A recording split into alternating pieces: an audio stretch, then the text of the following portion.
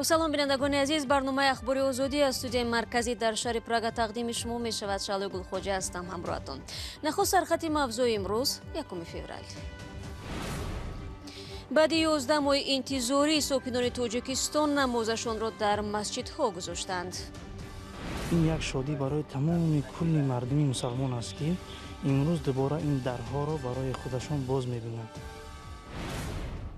شهبال میرزویف جوانی را که هم خدمتش معیوب کرد درگذشت و آرزوی اساسیش را هم به خاک برد.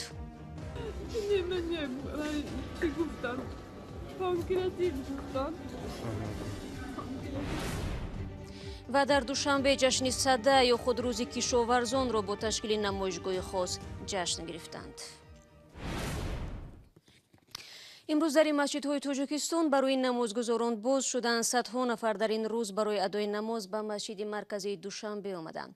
پیش از این مقامات از ساکنان خواسته بودند هنگام عبادت حتما از نقاب‌های طبی استفاده کنند، وگرنه فعالیت مسجدهایی که در آنجا طلبات گیگینه شخصی و جمعیتی را وابسته به پیشگیری بیماری‌های سیرایتی رعایت نمی‌کنند منع کرده می‌شود.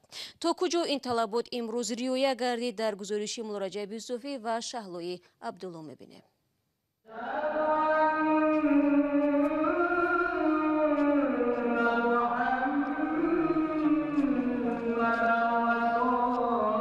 صدای اذان در مسجدهای تاجیکستان دیگر باره پس از 11 ماه شنیده می شود.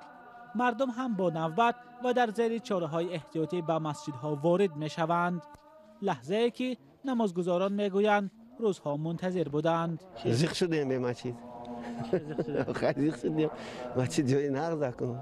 در روز اولی نمازگزاری جوانان هم زیاد دیده می شدند. پسند برای که نماز اذان شنیدیم برای شدن نماز.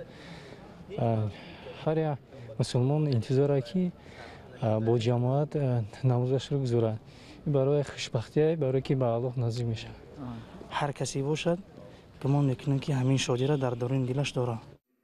سید مکرم عبدالقادرزاده رئیس شورای علما از نمازگزاران خواست قاعده های بهداشتی را جدا رعایت کنند. اما ضرورت پیش آمده است در ضرورت چنین رها باشد. این نشانه هم به خاطر آن است که نمازگزاران برخلاف گذشته پهلوی هم نزدیک نیستند. با وجود باز شدن در این مسجدها چند مقام تاجیک هشدار دادند که مساجدی که قاعده های بهداشتی را رعایت نمی کنند موقتا بسته خواهند شد. اما این در نسبت همه مسجدها مربوط بوده نمیتواند. اون مسجدی که قاعده های بهداشتی را صرف نظر میکرد نسبت اون تنها نسبت همون مسجد چاره‌اندشی کرده میشود. در تاجیکستان حدود 4000 مسجد را رسما ثبت نام کردند. مسجدها در تاجیکستان بار اول ماه مارس سال 2020 برای 2 هفته و بعداً از 18 اپریل سال گذشته تا این جانب به خاطر پیشگیری از پنجشنبه کرونا ویروس بسته بودند. در شرایط پاندمی که هنوز آخری راه تاریک است، معلوم نیست در این مسجدها تا کی باز میماند. هرچند بسیاری از نمازگزاران به آینده نیک امید میبندند. مسجدها هیچ وقت بحث نشدن، کسایی ایبان رفته ما آماده رفتن گیریم. مسجد به هم نماز با. امروز قلب شهبال میرزویف سابق سربازی که 7 سال این جانب برای به پا خستن مبارزه می برد از تپیدن باز ماند. زندگی این جوان را لط و کوبی هم خدمتش در ارتش به هم زد و او را برای سالهای دراز روی جاگه گذاشت. قضیه شهبال میرزویف را گروه های حقوق بشر نمونه برجسته وجود مهتر سالاری یا دیدفشینه در ارتش می نامند. والدین برای معالجه فرزند تمام دارایی خود را فروختند، اما او تا آخرین نفس روی بستر بیماری ماند. فرزان محمدی گزارش میدهد. ظهر 1 فوریه جسد شهبال میرزویف، یک عسکر سابق را از بیمارخانه ولایت سوخت به قبرستان دهه خشتخانه ناحیه اشت برای دفن انتقال کردند. شهبال میرزویف 7 سال پیش بر اثر لطوکوب شدنش در ارتش آسیب سنگین جسمانی گرفته و تا حال بیماری بستری بود. به اطلاع نزدیکانش وی صبح 1 فوریه درگذشت. سبب مرگ سرباز سابق را حالا طبیبان دقیق شرح ندادند، ولی هفته گذشته خبر رسید که شهبال میرزویف را با علامت‌های بیماری التهاب شوش به بیمارستان ولایتی بردند. کمیش برام شده پاتو کرد بشه اینجا باورده. اینجا چند روز شد که اینجا باورده؟ روزی 4 شنبه اینجا.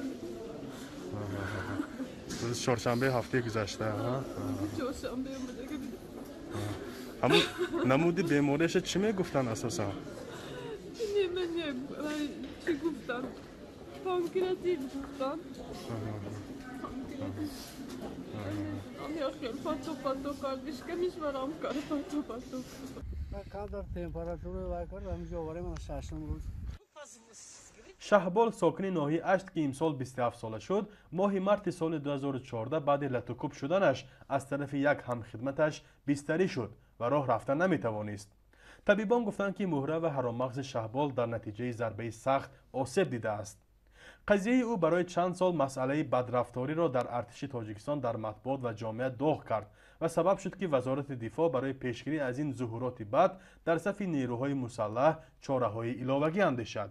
آن زمان برای لتوکوب شهبال میرزویف دادگاه ماه نوامبر سال 2014 عثمان علی غیرتوف پرستار واحد نظامی نیروهای مرزبانی را به 9 سال زندان محکوم کرد.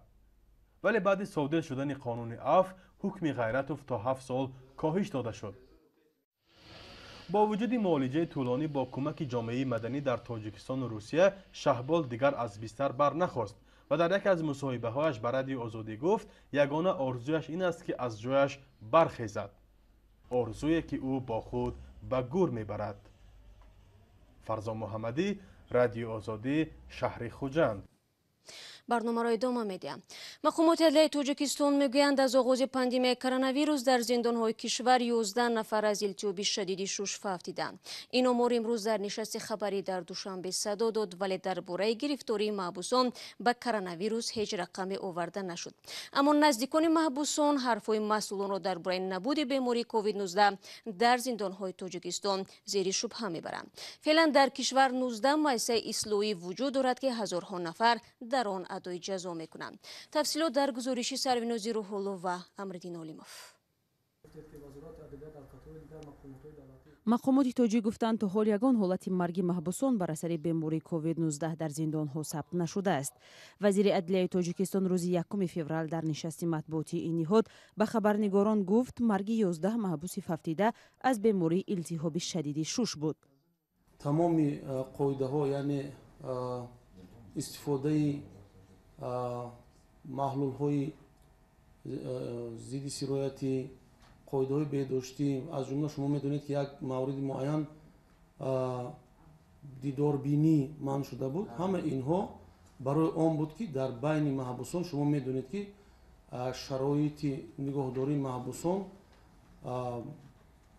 حالا به درجه استانداردهای بلند در جمهوری تاجیکستان فراهم آورده نشده است، لیکن به این نگاه نکرده ما و راهبریت سرراستی اجرای جزای جنایتی وزارت تمام چاره‌ها را اندیشیدیم که هر قدر حد امکان سرایت شوی محبوسان به این بیماری کمتر باشد.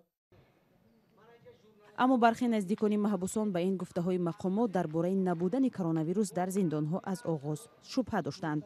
از جمله پیوندانی چندی از زندانیان به رادیوی آزادی گفته بودند نزدیکانشان در محبس از بیماری مانند به کووید 19 رنج می‌کشند. از جمله همسر حکمت الله سیف الله زاده عضو زندانی حزب فعالیتش در تاجیکستان ممنوع نهضت اسلامی از وضع سلامتی شوهرش نگرانی کرده بود. او گفته بود شوهرش پس از گرفتاری به کرونا ویروس در زندان حال خوبی ندارد. اون کس از همین درد دل، فشار بلندی اذیت کشیده ایستادند. اون کس برای من گفتن که من همین کسلی کرونا ویروس شده گذشتم. تماما به حالم وضعیتم بی‌زیب گفته همین خیلی وای کردم. من حال در یگانجا کار نمیکنم، برای همین نمیدونم چیکار کنیم. اینجا فرزندم است، اینجا شوهرم. اطلاع درباره وضع زندان‌های تاجیکستان در شرایط کرونا ویروس اساساً از صحبت‌های مقامات و تماس‌های محبوسان با نزدیکانشان می‌رسید. نزدیکان زندانیان گفته بودند بعد از خروج کرونا ویروس در کشور خویشاوندانشان همه روزه تلفنی از زندان با آنها صحبت می‌کنند. آنها از آن نگرانی می‌کردند که حتی نزدیکانشان را از تست کرونا ویروس نگذراندند. اما وزیر عدلیه این ادعا را رد کرد. موردهایی که اگر یگان شبهه پیدا شده باشد البته تست گرفته شده است از آنها. وقتی که اگر یگان پیدا شود یگان سیمپتوم میگن، لیکن در این خیلی موردهایی که ما مثلا تست گیری در یگان جای دیگر هم این خیلی مجبور نبود که همه تست کنند، لیکن در موردهای پیدا شدن شبهه ё ягон аломати беморӣ ҳатман тест гирифта шудааст. вазир ҳамчунин таъкид кард ки бо вуҷуди сабт нашудани ин беморӣ дар як моҳи охир дар тоҷикистон ҳанӯз ҳам чораҳои беҳдоштӣ дар муассисаҳои ислоҳӣ риоя мешавад ва ин ба маънии аз хатар эмин мондан нест. дарёфти иттилои воқеӣ ва бетарафона аз дохили зиндонҳои тоҷикистон имкон надорад, чун ҳеҷ созмони ҳомии ҳуқуқи башар ва ё салиби сурхи байналмилалӣ имкони боздид аз зиндонҳоро надоранд. коршиносони созмони ҷаҳонии тандурустӣ ҳам ки дар оғози моҳи май гуфтанд аз вазъи зиндонҳо ҳам дидан мекунанд, ба зиндон роҳ наёфтанд, вале ба гуфтаи ин созмон онҳо дастурамалеро дар заминаи бархурд бо COVID-19 дар зиндону боздоштгоҳҳо таҳия ва дар ихтиёри мақомоти тоҷик қарор доданд.